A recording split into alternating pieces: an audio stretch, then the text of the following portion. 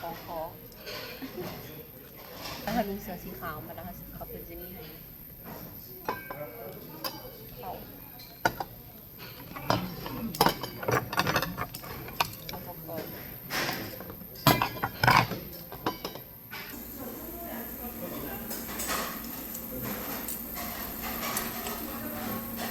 ประมาณอันนี้จะเป็นตุ่มกระดูกงัวเนาะ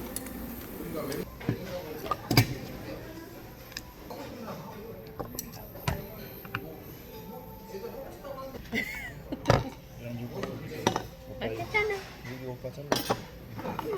이것도 이거 먹어. 여기서 이거.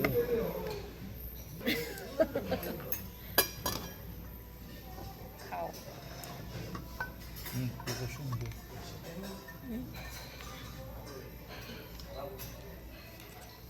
เอาคนขนมเก๋เอาที่ใส่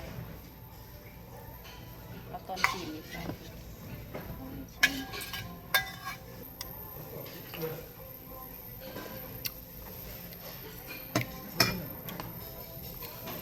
จะมีกิมจิ